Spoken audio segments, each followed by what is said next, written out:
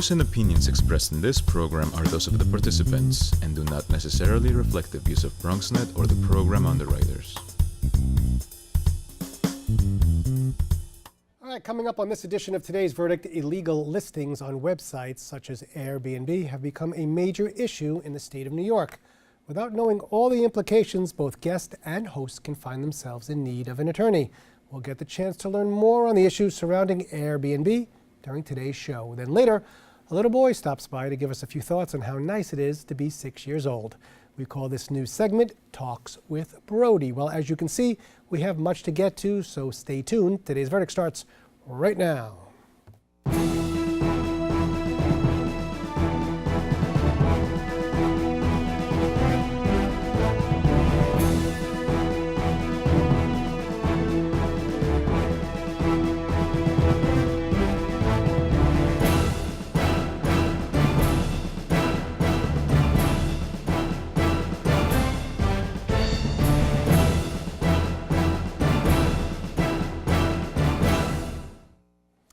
All right, hello, and welcome to Today's Verdict, a live and interactive show that gives you your legal rights and options. I'm your host and trial attorney, David Lesh. Well, Today's Verdict is always encouraging you to stay connected. Make sure to tweet us at Today's Verdict and hashtag Ask Today's Verdict if you have a question. Also, make sure to like us and follow us on Facebook at Today's Verdict, and check us out at BronxNet.tv/Bronx Legal. And last, but certainly not least, don't forget to tweet me at David Lesh. Well, in the state of New York, you are not allowed to rent an apartment for less than 30 days. Airbnb and other rental sites that allow this to happen are considered to be illegal. Before we dive into the topic, let's take a quick look and find out what Airbnb is all about.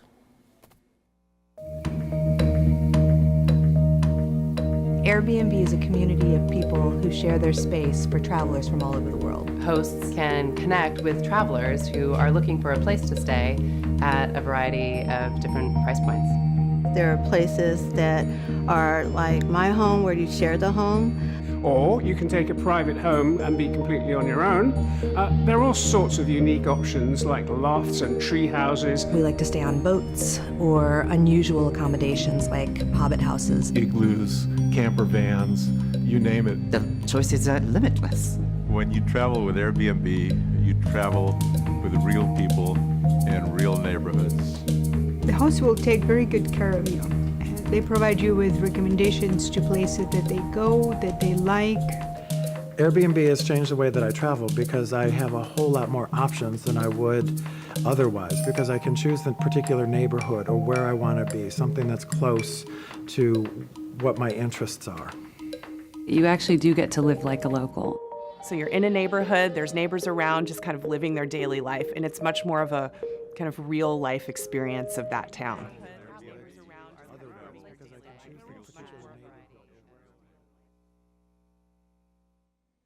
Well, joining us today is the Associate Editor of Skift, Deanna Ting. Hi, Deanna.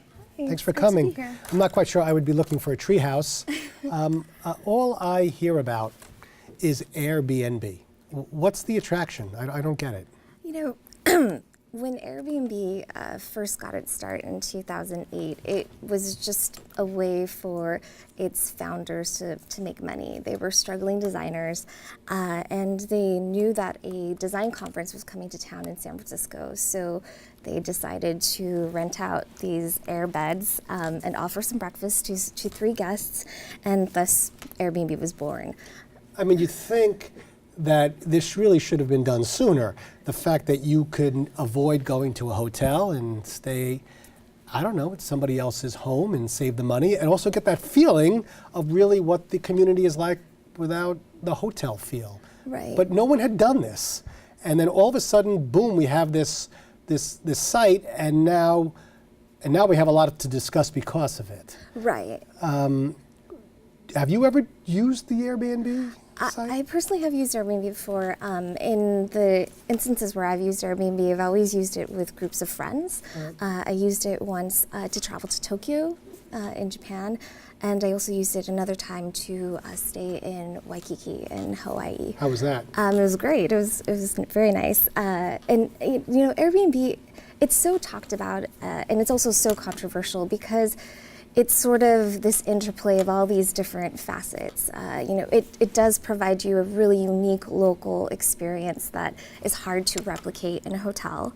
But at the same time, it's all taking place within the confines of a home. So, it's sort of that gray area of, is this a home? Is this a commercial business? Like, how do we define the definitions of what Well, where this does it all really is? start?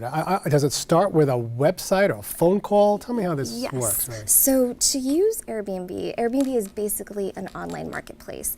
It lets people rent out their homes on this platform, and it also lets people look for homes to stay in on the platform. All right, so let's say I wanted to use it. Do I have to pay a fee just to get on the site, or I'm just log in and I started out? Totally free to sign up, whether you're a host, a person who rents, or a guest looking for a place to rent.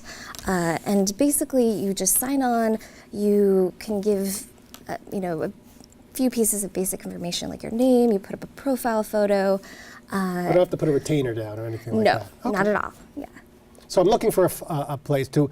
Where does Airbnb have properties? So Airbnb has about 2.5 million listings in more than 191 countries around the world. So it's pretty much almost everywhere except a few countries in the world. And it's still growing, I assume. And it's continuing to grow. All right, so once I'm on the site, what types of searches are there? Give me an example. Right. So when you go on the site, let's say you want to go to Paris, and Paris is Airbnb's #1 market worldwide. So you'll go onto the site, and they'll have like a search toolbar, and you just type in Paris, and it'll bring up all of these listings. And to help you sort of refine the listings, you can check off, if you want to be in a certain neighborhood, if you want to have a private room in a shared space, or if you want to have access to an entire home or apartment, or if you want to room or be hosted by a super host, or if you're a business traveler, if you want a business travel ready listing, you can look for all these specific things when you're doing your search. So let's say you click on a particular property. Let's talk about what you see in terms of the people who own the property. Do you get a picture of them? What does it look like? You do, yes. Both hosts and guests have their profile photo shown. But do they take the picture, or you just send up whatever picture you want? You can put whatever photo you want. All right. Now that leads to an issue that many people have been discussing in the news, that some people feel that their properties are not being looked at or rented just based on the way they look themselves, as opposed to the property. Right. All right, let's call it what it is. That's really racism. Right. What are your thoughts about that? Well, so as far back as 2014, Airbnb has known about this potential problem on its platform. Two Harvard researchers noted that there was bias against hosts who weren't white.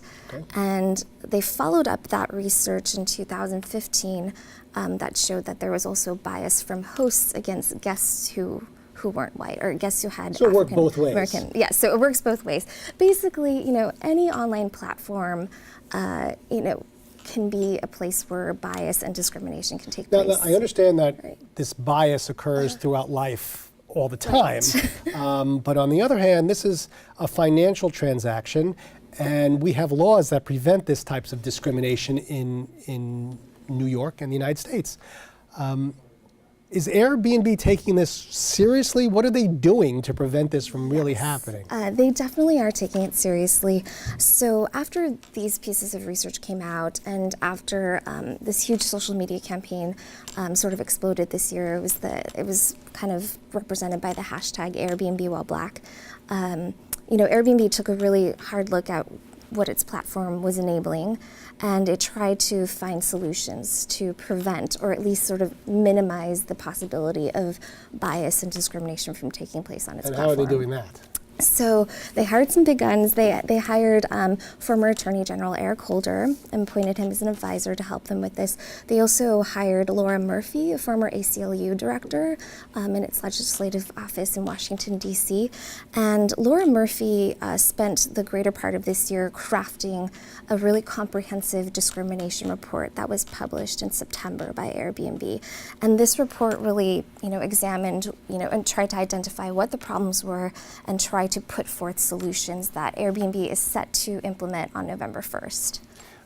What would that be? How can you Yes. really prevent somebody not Right. wanting somebody else at their property based on how they look? How do you prevent somebody from doing that? Racism happens all the time, Right. and yet you don't really know it's happening, but it's in your brain. It's happening. Right. How do you prevent somebody from doing this? Exactly. The simple solution would just be like a hotel, right? Instant booking, which is something that is available Right. on Airbnb. Why shouldn't you have the opportunity to not be able to see the people back and forth until after you already sign the contract and Right. say, I want your property, and you said, okay, here's my money. Now, by the way, here's what I look like, and here's what you look like. Right, and that's exactly what critics of Airbnb's discrimination policies have pointed out.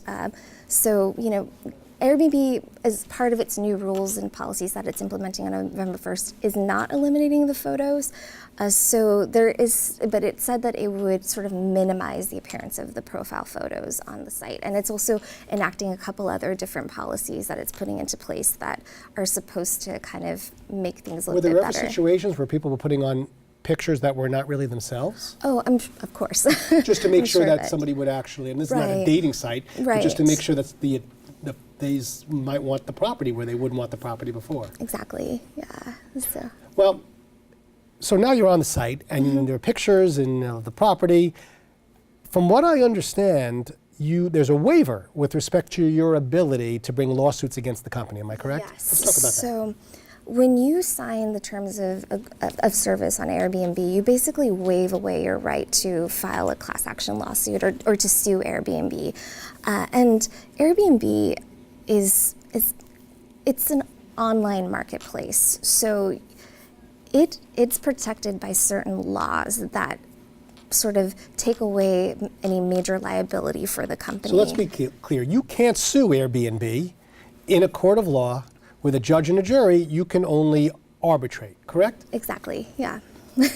Doesn't seem fair, but you sign away that right. Right. And what do the politicians and the public think of that? Should we change that, or are we going to? Is that something that isn't being litigated? So that is actually the crux of some major lawsuits that Airbnb is currently engaged in. So one of the primary federal laws that protects online marketplaces and platforms like Airbnb or like an eBay from having this sort of like legal liability is this law called the Federal Communications Decency Act, which basically, it's sort of, I guess the analogy I use is like, let's say you and I are on eBay and I'm trying to sell you, I don't know, a watch, but it's actually a fake watch. eBay is not responsible for the fact that I am selling you a fake watch. It's just a transaction between the two of us. So they're sort of just like the platforms are these third parties that don't necessarily assume legal liability. Unless eBay should have known that you were selling me a fake watch, because you've been selling fake watches to everybody for the last 3 years on eBay, and they should have knocked you off. Then I would bring in a lawsuit against eBay, but I can't. Right. Right. So Yeah. we could always think of different ways. All right. So no class actions. You only can arbitrate, basically, and that really does protect Airbnb, and hopefully that will change at some point.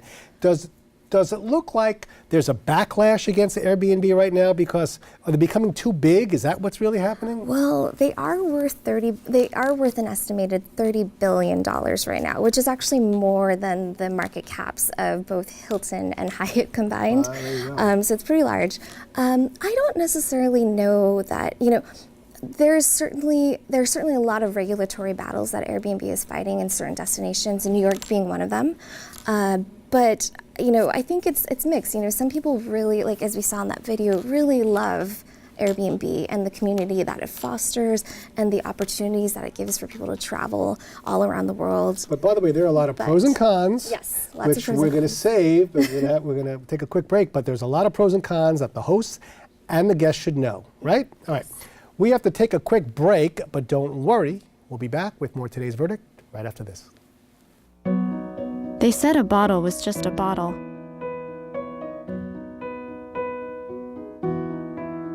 That no one would ever notice me.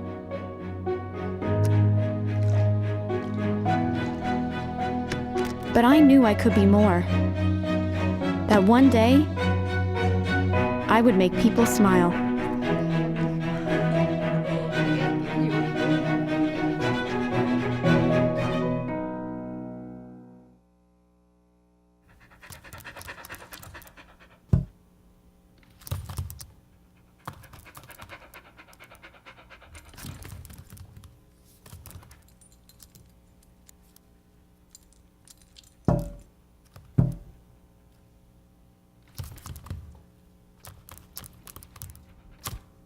There's a shelter pet who wants to meet you.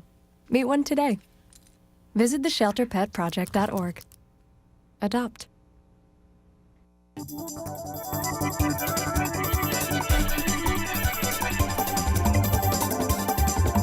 Hey, I'm Darren Jaime. I'm the host of Wednesdays Open right here on BronxNet Television, Channel 67, and also on Verizon Files, Channel 33. Want to invite you every Wednesday. You get an opportunity to see what's going on in the world of news, current events, debates, public information. That's what happens here on Open every Wednesday. So we invite you to join us right here on BronxNet Television. Wow, these are really good. You act surprised.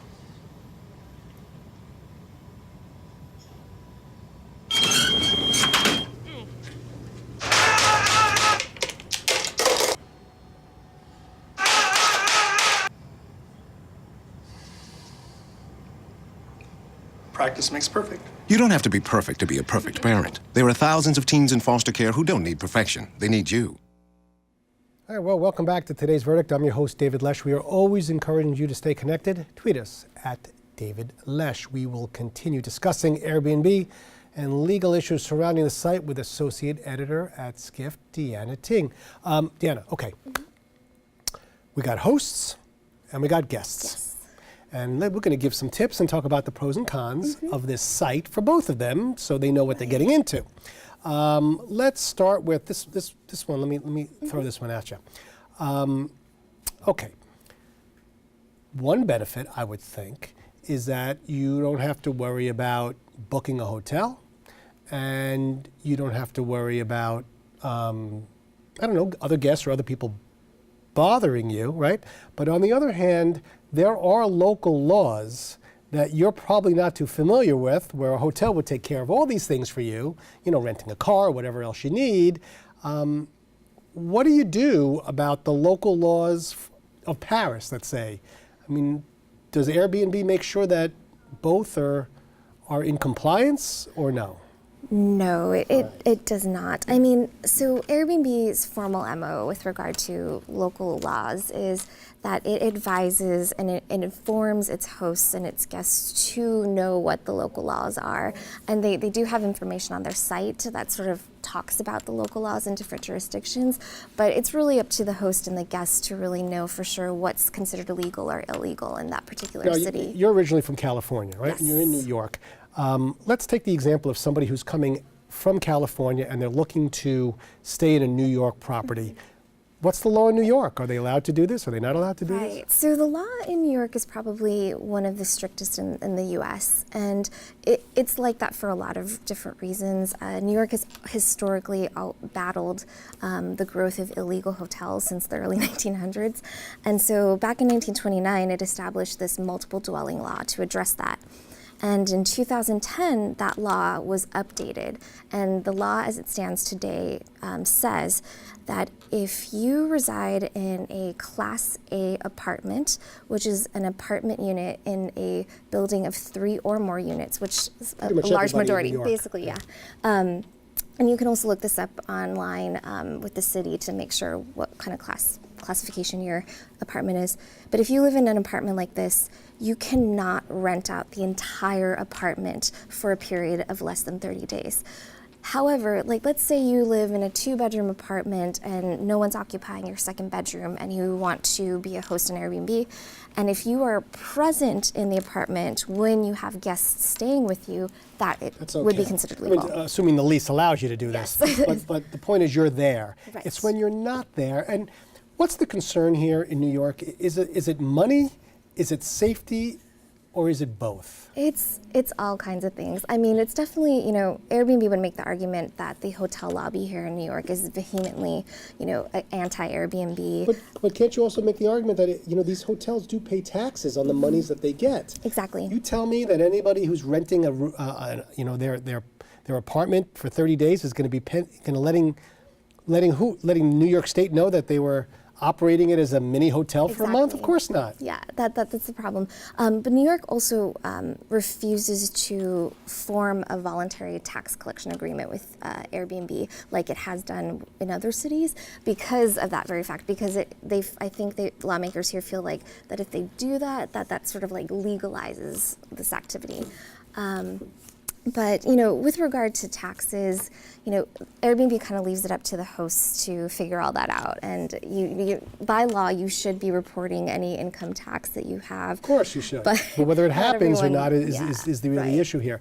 All right, so the pros and cons there in terms of New York. Mm-hmm. Let's talk a little about insurance, because this is really important. Who pays for the insurance if something goes wrong? In other words, let's say you're from California and you rent my apartment for the 30 days, and you're allowed to. Let's say you're allowed to. Mm-hmm. And there's damage that you or somebody that you come with does to the apartment. Right. Who pays? Does the Airbnb have insurance? They're going to help repay the damage to the sofa or to the vase? Or should I have my own insurance? Did you have insurance? How does it work? Right. So I think it's generally advisable for hosts, if they're planning to be hosts on Airbnb, that they should supplement the insurance that Airbnb already supplies. And what is that? How much is that? It's up to $1 million, but there are certain exceptions. Like I don't think it covers pets or artwork or jewelry or things like that. So you have to read the fine print carefully. But if you're very, very concerned about what could potentially happen to your property, you should get your own insurance. Yes, yeah. Your excess insurance or whatever type insurance that is. What types of things can really go wrong here? Is it that it's misrepresentation of the type of place or what it looks like, not corresponding with the local law? What seems to be happening over and over and over again with the Airbnb? I mean, you read these stories all the time in like the New York Post, for instance, or they use as brothels. Right, I mean, yeah, you read the crazy things. Like but what's most often the real beef here? On the part of guests, I think sometimes it's maybe perhaps the rental wasn't necessarily as it was advertised, or maybe the cleanliness of the apartment isn't up to that guest's own personal standards. Like everyone sort of has. Can you write a review when you're done so that the next person gets to say, hey, this isn't for me? Exactly. So after a stay is completed, both the host and the guest review one another, and that sort of gets put on record, and that's what other people, that's what also helps inform other guests who are looking for hosts to stay with when they're doing their searches for places to stay. So what tips would you give to somebody who's going on the site for the first time now? What would you say? What's the first thing you would say, this is the first thing you got to make sure you do when you're on there? I mean, I don't know, read the fine print, read the comments. What would you say? Yeah. Use the site. Yeah, definitely. I mean, definitely read the terms of service. It's very long, but scan through it. If you're a guest who's looking to book an Airbnb listing, be specific about the amenities that you want. Look for, if you don't want any surprises in terms of your stay, you should look for a business traveler ready listing or look for certain amenities that you need. If you're a host. Yeah, the host. What does the host be thinking? Yeah, if you're a host, there's a lot of things you need to consider. You definitely need to task yourself with educating yourself about what the local laws are, what you need to do, what you need to do for safety, for any legal liability, for insurance purposes. You need to kind of take all of these different things into consideration. Any predictions you have in terms of where the industry is going in the next 5 to 10 years? I think this industry is here to stay. I don't think it's going anywhere. Do you think there are going to be some more laws that are going to crack down on it, or? Definitely, right now it's a little more of a free-for-all. Sort of, but a lot of cities, New York included, are sort of smartening up, and they're trying to craft legislation that really sort of puts down some firm restrictions on what what is legal short-term rental. Great stuff. You're going to come back in the next 6 months and we'll see how the industry is progressing. Yeah. All right. Totally. Well, in other news, we got a chance to have a small talk with my son, Brody, on our new captivating segment, Talks with Brody. Let's take a look at what he had to say.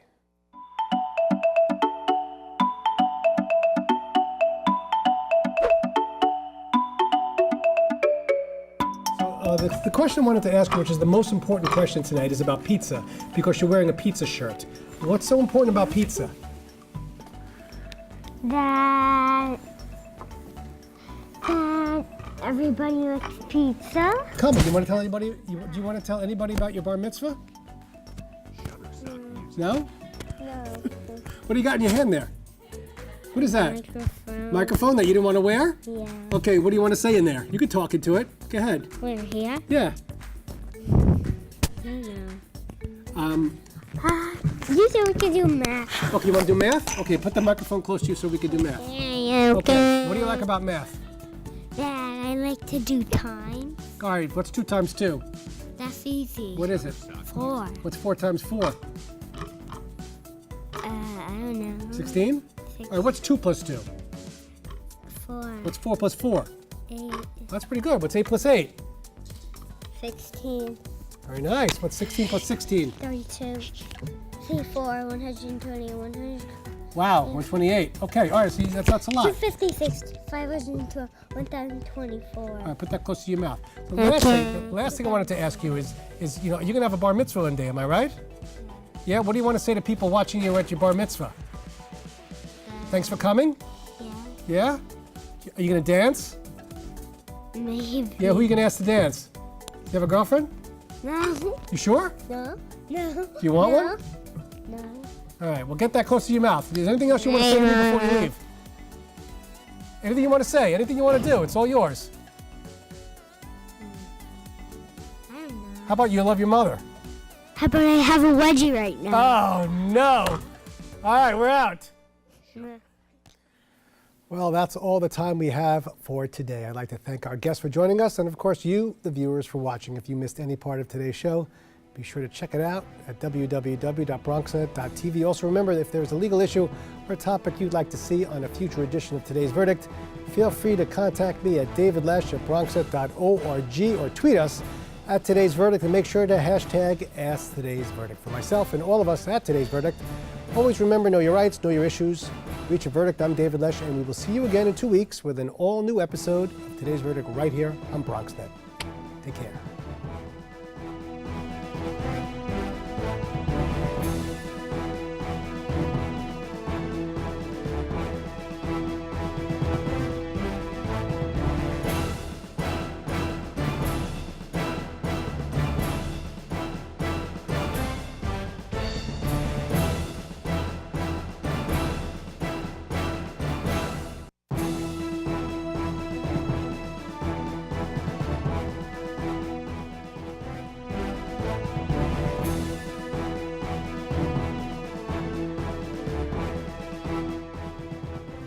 Hey, did you know 2.4 million loving cats and dogs in shelters and rescues need our help to find a home? Let's go to theshelterpetproject.org and meet if you are in a shelter near you. Harlow. Oh, she's one great listener and loves to hear all your stories. My kind of cat. Cerulo is a sweet, goofy boy who's eager to please. Sounds just like another dog I know. So go to theshelterpetproject.org, search your local shelters and rescues, and go for a cuddle with your next best friend. Adopt.